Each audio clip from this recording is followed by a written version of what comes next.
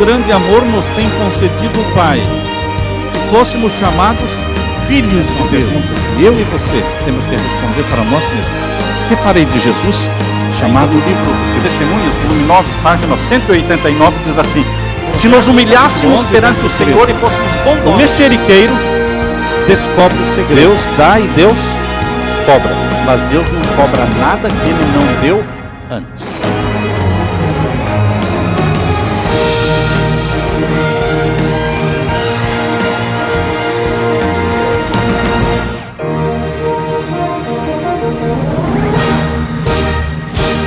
Saudamos a todos com a paz de Jesus.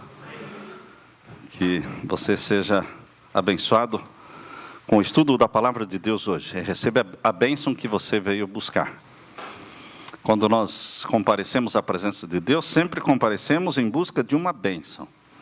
A bênção da comunhão, a bênção da intimidade com Deus e resposta também às nossas orações.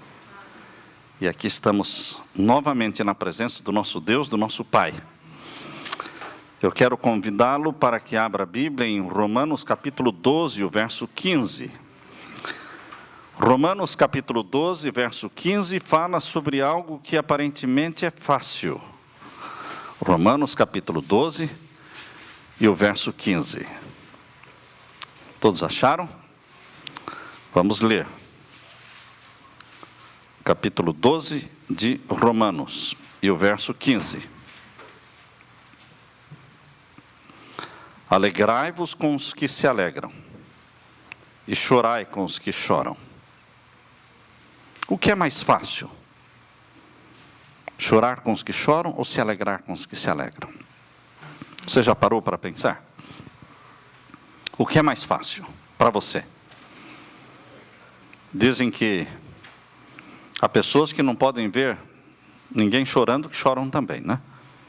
A pessoa conta uma história emocionante e começa a chorar, e você começa a chorar também, seja na igreja, seja num filme, seja em qualquer coisa, você chora com a pessoa. Quando alguém perde um ente querido, quando alguém sofre uma desgraça, uma tragédia, e ela está chorando e está externando a sua tristeza, você começa a chorar com ela. Isso parece que é muito próprio da natureza humana, chorar com os que choram. Eu parece que não percebo dificuldade em chorar com os que choram. Você sente alguma dificuldade? Ou você é tão insensível, tão frio, que as pessoas estão chorando, estão demonstrando o sofrimento, a sua dor, e você fica frio, insensível, intocável, inamovível? Eu acho que 95%, vamos dizer, dos seres humanos, eles se tocam. Eles se tocam. Podem perceber quando estão assistindo algum filme, alguma história triste, você olha assim os olhos, a maioria está chorando. Um ou outro não chora, não se toca. O que você acha? Eu acho que é mais fácil chorar com os que choram. Eu acho que se alegrar com os que se alegram não é fácil. Principalmente quando é o casamento daquele que foi o seu noivo. E ele está se casando com outra. E a noiva está felicíssima, radiante. E você? Pode se alegrar com ela? Principalmente quando, numa comissão de nomeações, você era o candidato preferido para ser cabeça de um departamento, e uma outra pessoa foi indicada e ganhou em votos. E ela está feliz, porque agora ela é cabeça daquele departamento. E você se alegra com ela? Quando o seu companheiro, seu amigo, seu colega passou no vestibular, mas o seu nome não apareceu lá na lista. Seu nome não está lá. E ele está pulando de alegria. Você consegue pular de alegria com ele? Vendo que o seu nome não está lá? Você está percebendo que não é tão fácil se alegrar com os que se alegram? Não é. Porque quando alguém está tendo sucesso, tendo vitória, quando alguém está radiante por alguma coisa boa, Satanás coloca no nosso coração humano algo que se chama na Bíblia de inveja, ciúme. Foi isso que derrubou Lúcifer do céu. Ele não conseguiu se alegrar com os que se alegram. Quando Deus o Pai, você pode ler isso lá no livro Patriarcas e Profetas, a serva do Senhor descreve com detalhes, quando o Pai reuniu todo o concílio celestial, toda a hóstia angelical, e introduziu diante deles o seu Filho, Jesus. E disse, ele será o chefe dos anjos. Ele será o arcanjo Miguel. Arcanjo quer dizer chefe dos anjos. E todos os anjos se ajoelharam e deram glória a Deus. E lá no Patriarcas e Profetas diz assim, Lúcifer também se ajoelhou, mas não deu glória a Deus. Ele estava remoendo, ele estava com um gosto amargo da decepção, porque ele estava certo de que ele seria o chefe dos anjos. Ele seria o arcanjo Miguel. Quem melhor do que ele? Pensava ele. O anjo mais inteligente sou eu. O mais poderoso sou eu. O mais turbinado sou eu. Testa larga, Ellen White descreve, com testa larga, sinal de inteligência. Quem está sempre na presença da divindade de Deus sou eu. Com certeza serei eu o chefe dos anjos. E quando o Pai introduziu o Filho dizendo, eis aqui o arcanjo Miguel, ele levou um choque. E ali a inveja começou a corroer dentro dele. A inveja nasceu nele. A inveja não veio de fora e entrou nele. A inveja nasceu nele. O pecado nasceu nele. Santo Agostinho diz que a inveja transformou anjos em demônios. Mas a humildade transforma pecadores em santos homens de Deus. Quando eles estavam tentando fazer uma reforma, um aprimoramento no grande salão em Florença, na Itália. Já estive lá em Florença, na Itália, uma cidade linda. E então, convidaram Leonardo da Vinci. Quem melhor do que Leonardo da Vinci para fazer o projeto de embelezamento, de adorno do salão em Florença? E ele então apresentou o esboço, apresentou o projeto, e a comissão então se reuniu para analisar o projeto apresentado por Leonardo da Vinci. E todos gostaram, todos amaram. Mas no final da reunião, um dos conselheiros ali disse, olha, eu acabei de conhecer um jovem, inexpressivo, ninguém o conhece. Ele se chama Miguel Ângelo. Eu gostaria que vocês também analisassem o projeto dele. Era um simplesmente desconhecido. E então solicitaram para Miguel Ângelo apresentar também o projeto dele, para o adorno e melhoramento daquele salão de Florença. E todos gostaram mais do projeto de Miguel Ângelo. Leonardo da Vinci já estava velho, muito mais do que 62 anos. Já estava velho. Mas, queridos, Leonardo da Vinci não soube sair. Não é fácil sair. É fácil entrar. Mas Deus tem que nos ensinar a entrar e a sair. Porque se Deus não nos ensinar a entrar, entramos mal. E Deus tem que nos ensinar a sair, porque se Deus não nos ensinar a sair, vamos sair mal.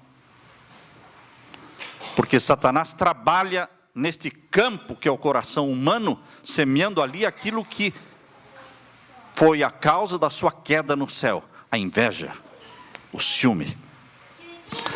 A história conta que Miguel Ângelo foi aprovado, e as pessoas, querendo elogiar Leonardo da Vinci, disseram: Leonardo da Vinci está ficando velho, está perdendo aquela finura do toque que sempre teve. Mas isso era um elogio, falando da destreza que ele tinha, mas que pela idade estava perdendo. Mas ele não levou isto como elogio, ele levou isto como um desprezo. E a história conta que o resto da vida de Leonardo da Vinci, ele gastou seus dias em melancolia, em tristeza e desânimo, porque ele nunca aceitou terem escolhido Miguel Ângelo e não a ele. Triste, não é? Não soube dar o lugar para Miguel Ângelo. Queridos, Shakespeare costumava chamar de o monstro de olhos verdes ao ciúme e à inveja. O monstro de olhos verdes. Ele dizia: o ciúme e a inveja são irmãos gêmeos. O ciúme e a inveja foram responsáveis pela queda de Lúcifer. O ciúme e a inveja levaram Caim a matar Abel. Que outra razão Caim teria para matar Abel? Que outra razão? Nenhuma. Puramente inveja. Cometeu o primeiro homicídio. Lembram o que Arão e Miriam fizeram para Moisés? A que cúmulo chega a inveja? Dois irmãos tendo inveja e ciúme do outro irmão. E Deus repreendeu a tal ponto de que Miriam ficou leprosa. E Moisés teve que orar para que ela fosse curada.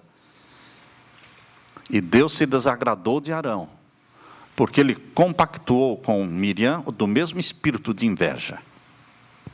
Deus não tolera isso.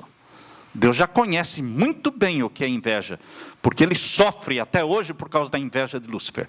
Todo o sofrimento do mundo e no céu, porque existe sofrimento no céu, existem lágrimas no céu, choro no céu até hoje, por causa da inveja de Lúcifer, que um dia surgiu lá. Em Cantares capítulo 8, verso 6, abra sua Bíblia. Em Cantares capítulo 8, verso 6, nós lemos aqui. Cantares, capítulo 8, e o verso 6. Todos acharam? Vamos ler.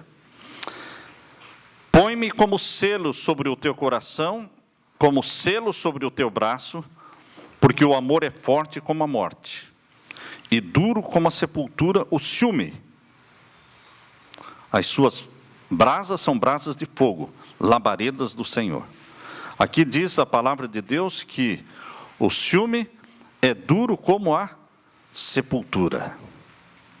Também em Provérbios capítulo 14, verso 30, abra sua Bíblia. Em Provérbios 14 e o verso 30.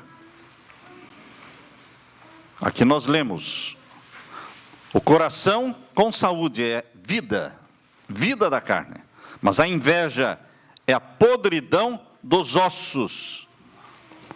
Quem vai conseguir ficar em pé diante de um olho invejoso? Olhos invejosos matam pintinhos, animais. A minha esposa me contou a história de uma mulher, vizinha deles, que quando vinha visitá-los, eles moravam, meu sogro morava numa chácara, e ele criava fazão. Então, quando esta mulher vinha visitá-los, o meu sogro guardava todos os filhotinhos de fazão. Porque os filhotinhos que ela botasse o olho, quando ela fosse embora, eles morriam. Você acredita que isso acontece? Que olhos de inveja são olhos satânicos, que fazem secar uma flor, que fazem estragar as coisas mais belas da vida. Quem vai se sustentar na frente de um olho invejoso? Fique longe dele. Fique longe. Há pessoas que vêm à sua casa para ver o que você tem, para ver o marido que você tem, ou a esposa que você tem. Muito cuidado com as intimidades. Marido e mulher podem ter intimidade, só. Fora disso, amigo de todos, íntimo de ninguém. Como é que é? Amigo de todos, íntimo de ninguém. Só marido e esposa e Jesus. Íntimo de ninguém. Meus queridos, o ciúme e a inveja são irmãos gêmeos. A inveja é a podridão dos ossos. O pecado da inveja e do ciúme, muito frequentemente, vem disfarçado e penetra na igreja, canta os hinos, faz o culto, e se oculta por algum tempo, mas de vez em quando ele mostra suas garras.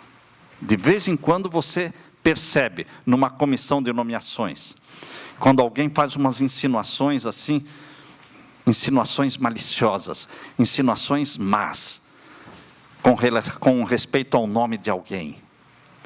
E você percebe que a pessoa não gosta, ou não quer que aquela pessoa seja isto ou seja aquilo. Então eles começam a cortar, a cortar. Queridos, a inveja pode estar no coração de membros, como estava no coração de Lúcifer, ajoelhado diante de Deus, adorando a Deus, mas dentro do coração de Lúcifer, o que ele estava dizendo? Por que não eu? Por que ele? Ele não é anjo? Porque geralmente, irmãos, é assim. É como o primeiro ancião se coloca um ancião, não é? Ninguém vai colocar um primeiro ancião que não seja ancião, tá certo, Cláudio?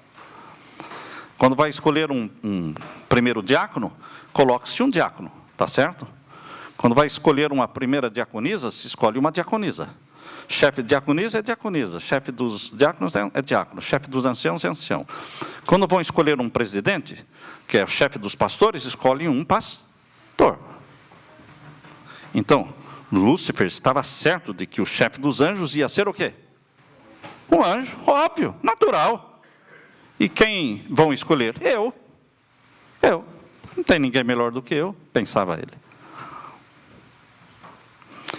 Este autoconceito que você tem de si mesmo é satânico. Este autoconceito que eu tenho de mim mesmo é satânico. Vem de Satanás. Porque nós não podemos nos exaltar. Nós não podemos achar que nós somos os bons, o bambambam. Por isso, queridos, é muito sutil isso aí. É muito sutil.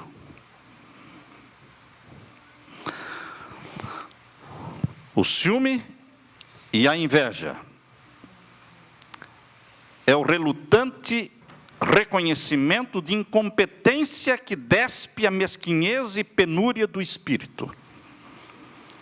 Dryden deu nome à inveja e ao ciúme, chamando-as de icterícia amarela da alma. Conhece icterícia? Quando a criança começa a ficar amarela? Então, o ciúme e a inveja são a icterícia amarela da alma. Em Tiago capítulo 3,16, diz assim, abra sua Bíblia e leia comigo. Tiago capítulo 3 e o verso 16. Porque onde há inveja e contenda, aí há perturbação. quando existe inveja, há perturbação, é uma confusão, é uma tragédia. Tiago 3,16. Onde há inveja e contenda, aí há perturbação e toda obra perversa. Vejam o que os irmãos de José fizeram. Você pode conceber que um irmão poderia... Primeiro tentaram matar José, não é? Jogaram dentro de um poço cheio de lama. Rubens não deixou que os irmãos o matassem, porque eles queriam matar José. Mas já que Rubens não permitiu, então eles resolveram vender José para os ismaelitas, como escravo para o Egito. Deram um fim em José. Ensanguentaram a sua capa colorida no sangue de um animal e chegaram em casa e disseram para Jacó: olha, sorry, nós encontramos esta capa. E Jacó já conhecia a capa. E ele chorou décadas chorou pela morte de José. Será que aqueles irmãos não se tocavam? Porque eles fizeram tudo por inveja. O que a inveja é capaz de fazer? Por que a Bíblia dá tantos exemplos de inveja, irmãos? Não são poucos exemplos, não. Por que a Bíblia dá tantos exemplos de inveja?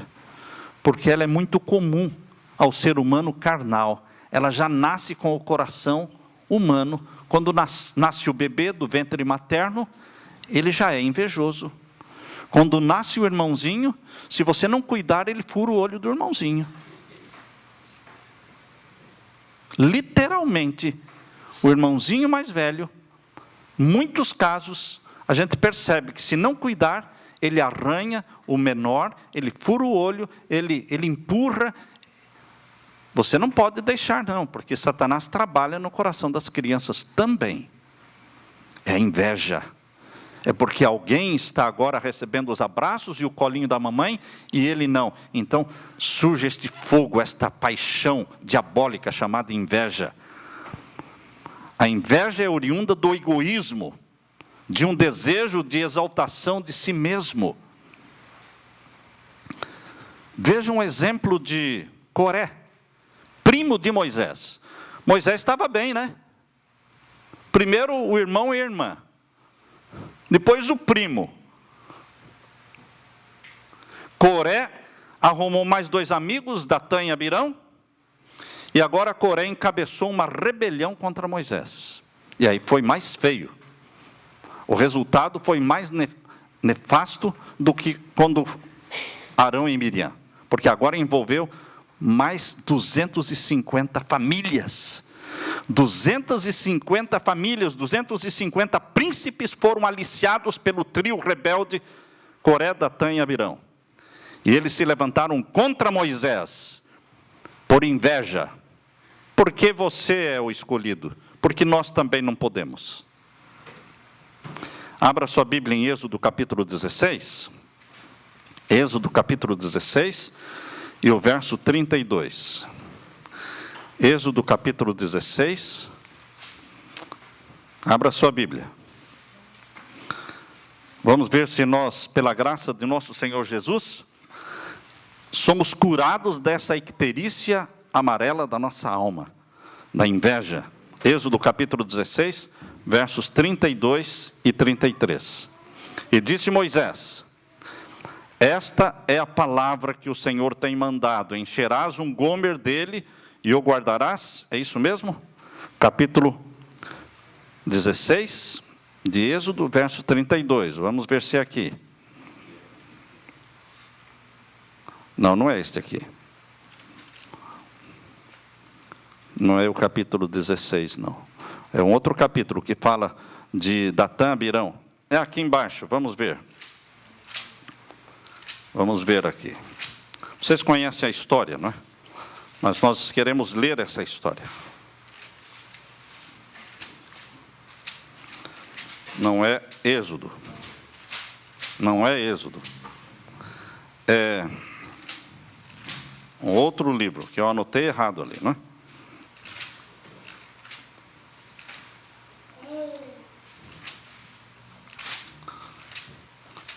Quem achar aí pode ajudar, tá bom? Mas a história de Coré, Datã e Abirão.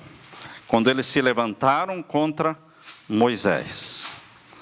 E eles então foram desafiados por Moisés para comparecerem. Números 16, irmãos. Número 16. Verso 1. Número 16, verso 1 fala de Coré, Datã e Abirão.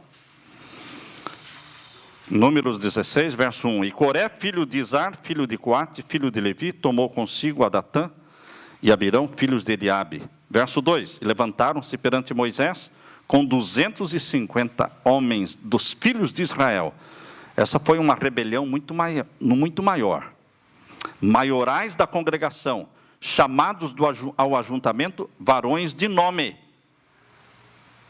Já pensou? Não eram qualquer 250. Eram varões de nome, pessoas boas, de nome, famosas, de credibilidade. E se congregaram contra Moisés e contra Arão. Agora o verso 12, irmãos. E Moisés enviou a chamar a Datã e Abirão, filhos de Eliabe, porém eles disseram, não subiremos. Moisés está chamando, a gente não vai. Quem é ele para mandar na gente? Veja o ponto em que chega. Agora vamos ler o verso 32 e 33. Vejam aí. E a terra, verso 32, e a terra abriu a sua boca, e os tragou com as suas casas, como também a todos os homens que pertenciam a Coré, e a toda a sua fazenda. E eles e tudo o que era seu desceram vivos para o sepulcro, e a terra os cobriu, e pereceram do meio da congregação.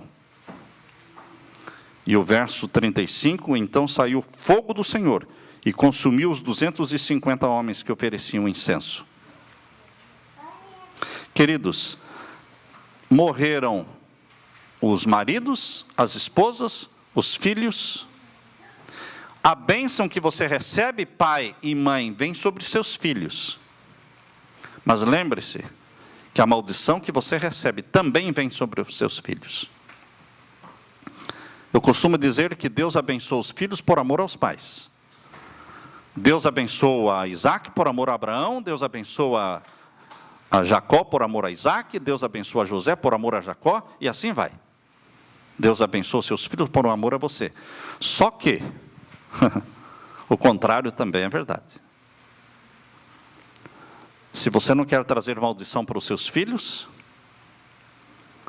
traga a bênção então sobre você. Porque aí a bênção vai se estender a eles também. A bênção do Senhor. Até 1000 gerações daqueles que me amam e guardam os meus mandamentos. Queridos, o desejo de exaltação pessoal. O invejoso, ao invés de se alegrar com os que se alegram, regozijar-se com os que se regozijam, fica despeitado. E imediatamente começa a fazer observações depreciativas, desmerecedoras acerca da pessoa que triunfou, o invejoso, torcendo pelo fracasso do rival. Frequentemente não reconhece a inveja nele mesmo. É difícil reconhecer a inveja em nós mesmos, muito difícil. Os outros percebem. Você percebe nos filhos, nas crianças. Mas a criança não está percebendo que ela está com inveja. A inveja crucificou Jesus.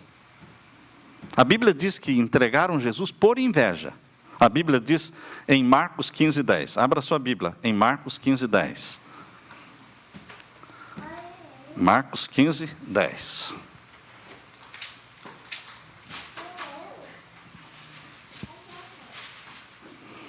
Acharam aí? Marcos capítulo 15, verso 10. Vamos ler o verso 9 e 10. E Pilatos lhes respondeu, dizendo: quereis que vos solte o rei dos judeus? porque ele bem sabia que por inveja os principais dos sacerdotes o tinham entregado. Por que alguém teria inveja de Jesus? Porque as pessoas amavam Jesus. Porque Jesus operava milagres. Porque Jesus arrebanhou as multidões. Então Anás e Caifás e os líderes religiosos tinham inveja dele. Às vezes você consegue inimigos de graça. Quando você chega num lugar, às vezes você já tem. Você chegou hoje e já tem inimigos. De graça. Você não fez nada, Jesus não fez nada para ter aqueles inimigos. Ele só fazia o bem. Mas as pessoas o odiavam. Por inveja entregaram Jesus. Pilatos não ignorava os tramas malignos dos principais sacerdotes invejosos, das obras maravilhosas e da popularidade de Jesus. Sim, a inveja comete absurdos. Crucificaram a Jesus e libertaram o ímpio Barrabás. Por inveja, escolhe um Barrabás no lugar de Jesus. Por inveja.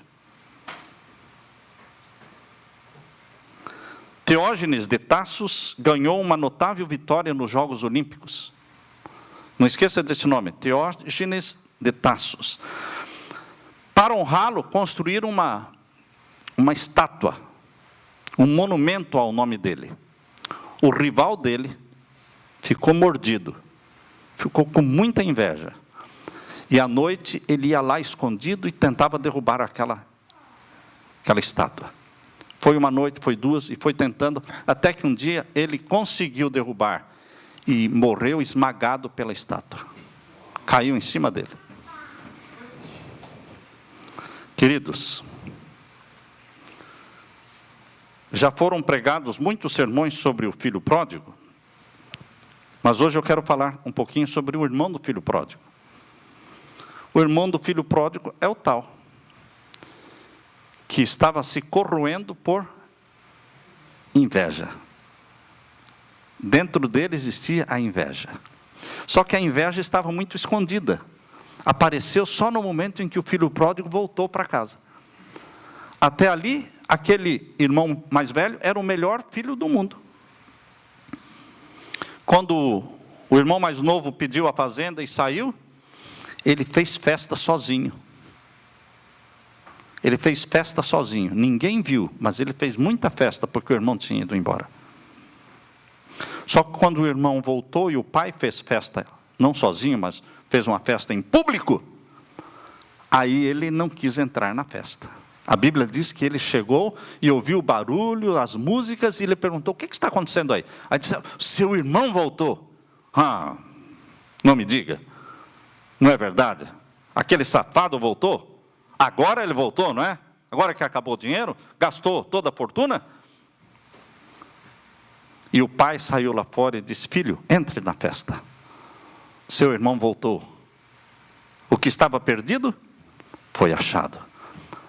Mas a história termina sem falar se ele entrou ou não entrou. Eu acho que ele não entrou.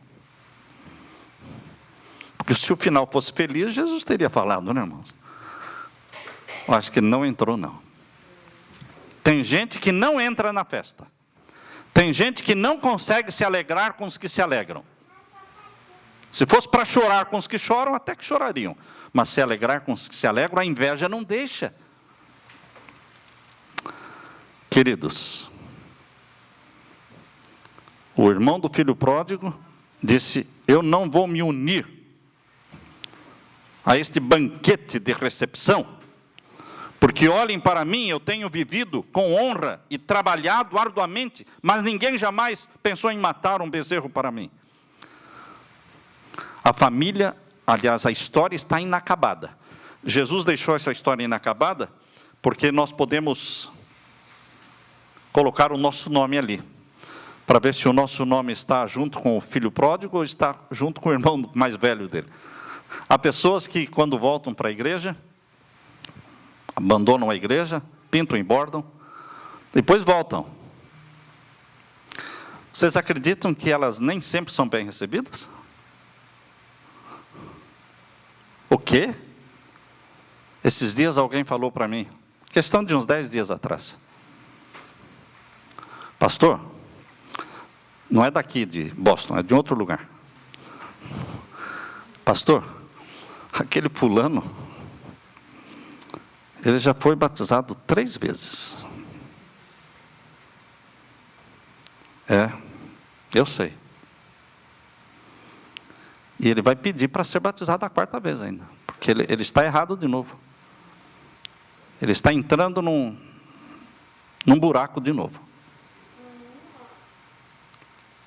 E daí? Como é que fica você? Você vai ficar torcendo para ele não voltar? Torcendo para ele se ferrar mesmo? Queridos, nem sempre, quando as pessoas vêm para a igreja, e você era o líder da música, e agora alguém chega na igreja com outros dons, não é? Dons musicais, e as pessoas começam a pedir isso, pedir aquilo, você se alegra porque chegou mais um para unir-se ao time do louvor, ou você começa, agora, né, me esqueceram, agora ninguém pede nada para mim. Como é que é o nosso espírito, irmãos? Será que a gente consegue entrar na festa, ou a gente fica do lado de fora só remoendo, ranzinza, com o espírito de Lúcifer? Isso toca a mim, toca a você, irmãos. Toca a todos nós. Nós temos que saber chorar com os que choram, se alegrar com os que se alegram. Nós temos que saber entrar e temos que saber sair. Existe um exemplo na Bíblia de um homem maravilhoso, que ele soube entrar e soube sair. João Batista. Ele entrou humildemente, e quando Deus falou para ele, agora, vai embora. Agora já foi o seu tempo. E ele não somente saiu, como também ele foi preso. E ele lá naquela cadeia escura, ele ficava dizendo, Senhor, será que eu estou entendendo a tua vontade? O que está acontecendo, Senhor? Agora todo mundo está seguindo Jesus, até os meus discípulos estão gostando dele, e eu aqui esquecido, jogado para as traças. Mas o espírito de Lúcifer não venceu, mas o espírito de Jesus venceu, porque João Batista disse, importa que ele cresça, e que eu diminua. Importa que ele cresça, e que eu diminua. Sabem, queridos, João Batista está aí, convidando a todo mundo para fazer parte do time dele. Jogar no time de João Batista. Importa que ele cresça. Ajudar aqueles que chegam. Não atrapalhar. Se você não pode ajudar, por favor, não atrapalhe. Existe um homem na Bíblia que ele entrou bem, mas não sabia sair. Depois que ele sentiu o gostinho do poder, ele não queria mais largar do poder. Sabem quem é ele? Saul. Saul, ele era tão humilde que quando ele foi escolhido para rei, ele sumiu, desapareceu. Quando ele soube que ele tinha sido escolhido para rei, ele se escondeu. E procurar, e olha, para ele se esconder era difícil, porque ele era muito alto. Ele era muito grande. Mas ele se escondeu. E mandaram procurar. Procurem, onde é que foi Saul? E foram procurando, ou acharam aonde? A Bíblia diz que ele estava escondido no meio da bagagem. Se escondeu no meio da bagagem. E pegaram o Saul. Venha cá, cara, venha cá. Você foi escolhido para ser rei? Não, eu não. Eu, a menor tribo, não é? Tribo de Benjamim, não é? Menor tribo, não, você foi escolhido. Muito humilde, irmãos. Você não consegue reconhecer o rei Saul no final da vida dele com o rei Saul quando foi escolhido para ser rei. É outra pessoa. De humilde ele se tornou o quê? Prepotente, invejoso, diabólico. Gastou a vida toda perseguindo Davi, tentando matar Davi. A vida toda ele gastou tentando matar Davi. Por quê? Porque ele não engoliu aquela música que foi cantada quando Davi matou Golias. Lembram-se? Abra sua Bíblia E veja a música que cantavam no livro de Samuel, 1 Samuel, capítulo 18. Primeiro livro de Samuel, capítulo 18. Vamos ler então o verso 7. As mulheres, tangendo as harpas, cantavam e respondiam umas às outras e diziam, 1 Samuel 18, verso 7, Saul feriu seus milhares, porém Davi os seus 10 milhares. Querido, aquilo ali foi no ouvido de Saul, foi uma punhalada no coração dele. Ele não aceitou, nunca engoliu isso. Então, verso 8, então Saul se indignou muito, e aquela palavra pareceu mal aos seus olhos, e disse, 10 milhares deram para Davi, e a mim somente milhares. Até parecia um menino falando, não, irmãos? Não é assim que criança fala? Ah, mamãe, a senhora deu 2 para ele, e só 1 para mim? Criança fala isso. Eu vejo minhas netinhas, a minha netinha, a menorzinha, tudo que a outra faz, ela também quer fazer. Hoje a outra estava carregando a patinete dela, e o Anderson falou, olha como a Lizzie é forte, está carregando a patinete. Ah, para quê? Não é? A menorzinha também já agarrou a patinete.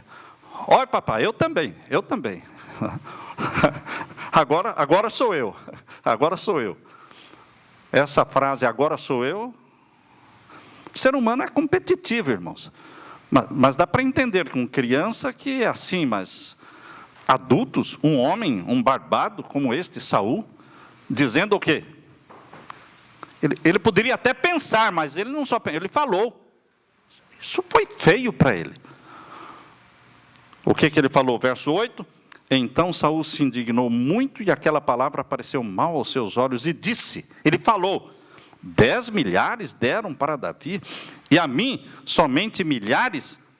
Na verdade, que lhe falta senão só o reino? Eu não sabia que Davi já tinha sido ungido rei. Davi já tinha sido ungido rei. Deus já tinha mandado Samuel ungir. Quando Davi matou Golias, ele já tinha sido ungido rei de Israel. Só que Deus disse, espera, não é a hora ainda, vai chegar a hora. Queridos, a inveja de Lúcifer se apossou de Saul e destruiu Saul. Inveja mata. As pessoas matam por inveja, e a inveja mata o invejoso.